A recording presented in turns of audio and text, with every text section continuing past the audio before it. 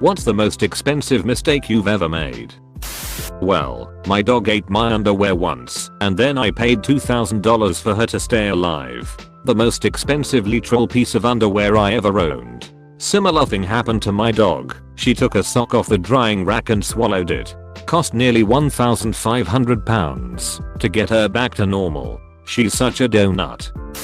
Paying for medical school for my wife who then divorced me at the end of residency. $1,000 couch from a furniture store that was going out of business. It fell apart in a year. I have one of these going out of business places near me. They've had those signs up for years. Here is a daily dose of a life lessons. Used to work at a research lab, knocked over a cart with 200k in samples. A $4,400 engagement ring. Edit. So hey, I have this really nice engagement ring. If anyone wants to buy it, let me know. Wasting my $11,000 inheritance on God knows what, I don't even remember. You spend a little here, and a little there, and next thing you know you're broken homeless, and could really do with a safety net, but you were careless, and it's now gone with nothing to show for it.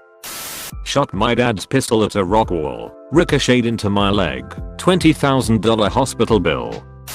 I put my now ex-girlfriend's name of the deed of the house I bought. She's turned out to be an abusive and miserable person and cost me tens of thousands of dollars. I'm a gem dealer and usually deal in fine colored stones. I lost $850k worth of emeralds in an exhibition while walking around with my friend. The emeralds were in my pocket in a plastic zipper and they were never seen. After a snow I wanted to slide my car around the parking lot. I had work first, and somehow the whole lot was melted by 9 AM when my shift ended, so I made the mistake of going looking for somewhere else to play. Slid my car into a curb and bent the suspension 15 degrees out of line. Spent over 1k getting that fixes as soon as possible. Car was unsafe above 30 miles per hour. What went undiagnosed was that I'd also bent the rim that hit the curb slightly. Bent rim wrecked one wheel bearing, then I rotated tires and wrecked another one and ended up spending another 1k or so on replacing both bearings and the bent rim. Luckily I'd moved on to a new, better paying job by that point. I probably wouldn't have been able to afford to get the rim replaced at the time anyway. My wife and I bought a house because I was always told it's an investment. Then a little over a year later our town went underwater. It's still not back up to how much we paid for it, not including the cost to get it back where it was. Fence. Met this girl. Fell in love. Moved into her house. She wanted to fence the yard. I wanted her to be happy. We had a very nice fence installed. It was financed. We were saving up money every month to pay the fence off, and it would have been 0% interest. Everything was working great. Then she cheated on me and gave me chlamydia. I saw her trying to put antibiotics into my food, is how I found out. Then I moved out.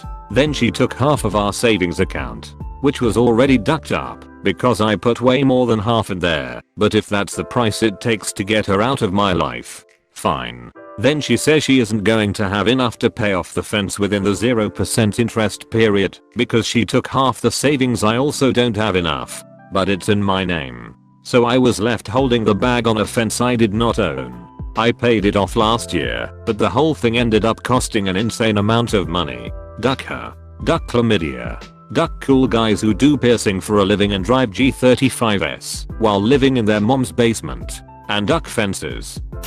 Selling my free to me stock options for $500 when leaving a tiny company that was later acquired by an international monster. I refuse to calculate their current market value. A few years ago, I was working at a media production facility situated on a large industrial lot. The person who owned the lot was letting his friends, a hippie couple, park their bus/home near the back of the site, which was where my studio was. The people who associated with our facility were generally well-connected/trustworthy/successful people, so I didn't think much about it, and I became friends with the couple over the course of a year. I found out they couldn't leave the lot because their bus wasn't repairable. One day, the boyfriend told me they found the perfect bus for sale, so I drove with him out to the lot where it was being sold and inspected it with him. The problem was he and his GF wouldn't be getting paid for a couple weeks, and they needed to confirm the purchase in a few days or the owner was going to sell it to someone else. You can probably see where this is going. The boyfriend asked me if I could float them $1,000 until their next payday to buy the bus and to get the old one towed away from the space next to my studio. I had just been paid decently for a project and had become good friends with the couple by this point, so I said yes. The boyfriend offered to give me a broken old motorcycle as collateral, which I appreciated, but told him to just get me the money the following week. When I returned to work the next day, their old bus had been towed, but there was no new bus in its place. Just a decrepit motorcycle leaning against the fence. I tried to get a hold of the couple, but my messages went unanswered, calls went to voicemail, and eventually their number was disconnected. I sent a message to their joint Facebook account, and after a month or so they replied, saying that the motorcycle was the trade we agreed on for the $1,000. There were some angry messages back and forth, but it was pointless. They skipped town, cut contact with the owner of the property, and I never saw them again. There's a Bruce Springsteen interview, I think it was with Marc Maron, where he tells a story about getting swindled in New York after a show. He said it forced him to reassess the energy he was putting out into the world, since it had made him such an easy target to be taken advantage of. Needless to say, I had to make the same reassessment about myself. TL doctor got grifted for $1,000 by damn dirty hippies. I was in a hotel. Took some sleeping pills right before taking a shower.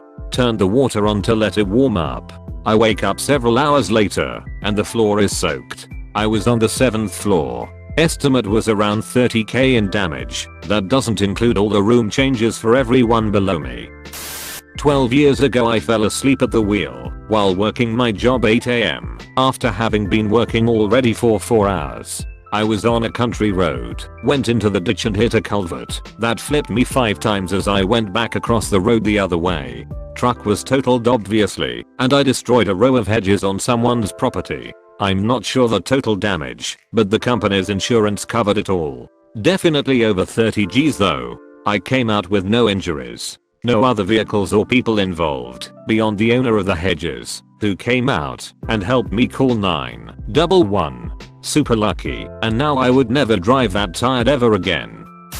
I used to flip houses. One day there were 2 houses in a really good neighborhood. One needed minor cosmetic improvements like carpet paint and fixtures. Another investor also wanted it, so it was settled by a coin flip and I lost. I was determined to get one, so I made the mistake of buying the second house. It needed a complete down to the studs renovation, like you see on HGTV. It was much more complicated than any previous project I'd done, and it kicked my butt. 6 months later, after working 6 days a week, fighting with contractors and city inspectors, I sold it for $0 profit. Last flip ever. TLDR, I bought the wrong house to flip and wasted 6 months of my life for 0 profit.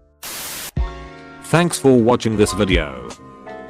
Please consider subscribing so there will be more videos.